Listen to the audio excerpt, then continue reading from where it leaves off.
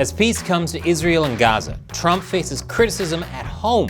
Qatar, a nation which has long supported Hamas, is set to open an airbase on American soil. Did Trump just sell us out? Welcome to America Uncovered. I'm Chris Chappell. War in the Middle East, a topic YouTube loves to demonetize.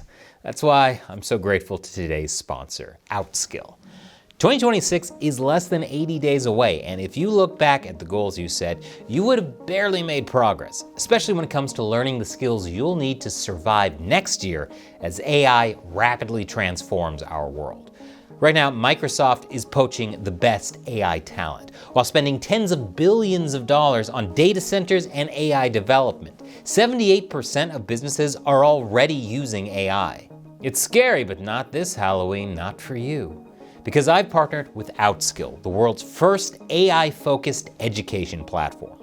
They're hosting a 2-day AI mastermind workshop for you this Saturday and Sunday, 10 a.m. to 7 p.m. Eastern Time, both days. Over 10 million people across the globe have attended this training already, and many of them have used it to boost their career growth and start side businesses that make them thousands of dollars extra a month. This training normally costs $395, but Outskill is making it completely free, but only for the first 1,000 people who sign up now as part of the pre-Halloween sale. In just 2 days, you'll learn 10 plus powerful AI tools, how to use AI in Excel, sheets, and presentations, how to develop your own AI agents, and how to automate your work to save time and boost productivity. And you'll walk away with bonuses valued at $5,100, including a prompt Bible, a $10K a month AI roadmap, and a personalized automation toolkit. This is seriously very good training. Click the link in the description to register. Don't miss out. So, Trump traveled to Israel yesterday to celebrate and oversee the US brokered ceasefire and hostage release between Israel and Hamas. There, he gave a speech to Israel's parliament, the Knesset, where he received a standing ovation. Someone should check on Nick Fuentes. This may just give him an aneurysm. Monday also saw the return of the remaining 20 surviving Israeli hostages taken in Hamas's October 7th raid. That brings the final number of returned living hostages to about 168 out of approximately 251 people abducted during the initial attack, which is good from a certain perspective. I mean, the majority of hostages survived and were returned to their families, but losing 1 out of every 3 can't be considered the greatest of victories. It's suspected that many hostages were just immediately executed. Others were likely starved or tortured to death, and some, it's believed, were crushed by collapsing tunnels in the wake of Israel's bombing campaign. Still, people were happy to see the return of the hostages and an end to the fighting, both in Israel and Gaza. I love you, Trump. I love you, Trump. Now, this is all well and good, but back in the US, trouble has been brewing. It was announced that the nation of Qatar would be building facilities on a US Air Force base in Idaho, specifically here, Mountain Home Air Force Base. And many on the right were furious over the base, casting it as a betrayal.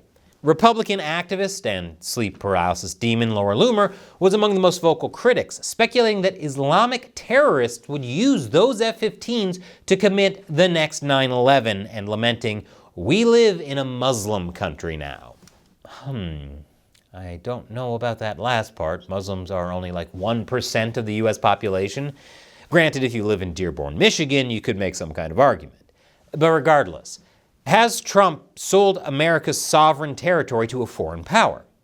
Well, no. Qatar will be paying for the construction of training facilities within the Mountain Home AFB in order to help their pilots learn to fly American fighter jets.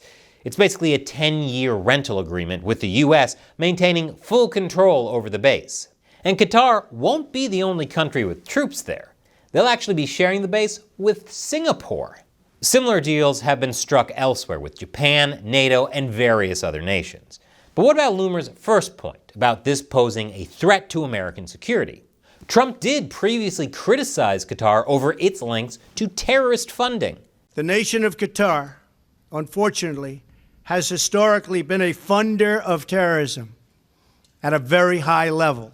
And he wasn't wrong. Hamas documents seized by Israel labeled Qatar as the group's main artery of support. This is a problem. Obviously, funding Hamas is bad. But on top of that, Qatar was supposed to be a mediator in this conflict. So what changed? Well, remember the Israeli airstrike on Qatar's capital, Doha?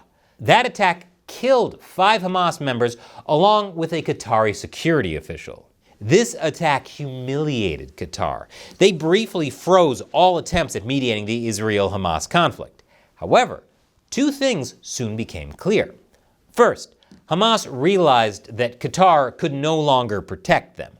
Second, Qatar's government realized that confronting Israel and stalling peace negotiations would get the Americans extremely PO'd and only serve to isolate Qatar internationally. You see, Qatar is a tiny country in a rough neighborhood. You have Saudi Arabia, the region's biggest power. They see themselves as the Gulf's rightful leader. And in the past, Saudi Arabia has come into conflict with Qatar, imposing embargoes on the country over their support for groups like the Muslim Brotherhood. Then you have smaller rivals like the UAE and Bahrain, with whom they also share ideological disputes.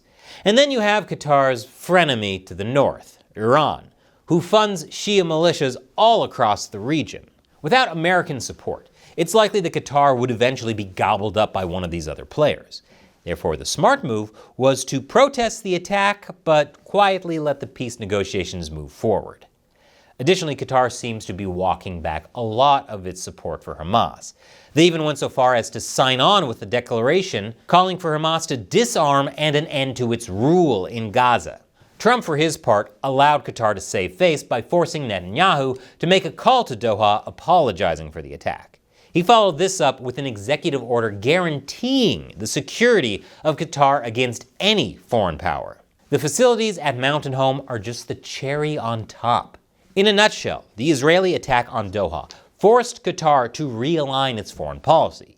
The only way the country can really survive is to move further and further into America's sphere, just like the other Gulf states. So the idea that Qatar would use F-15s to pull off another 9/11, well, that wouldn't just be a suicide mission for the pilots, it would mean the end of Qatar as a nation. And from what we can tell, Qatar's leaders aren't that stupid. But what do you think?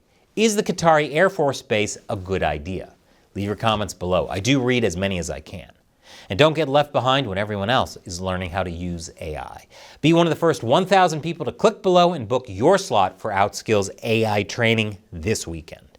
I'm Chris Chappell. Thanks for watching.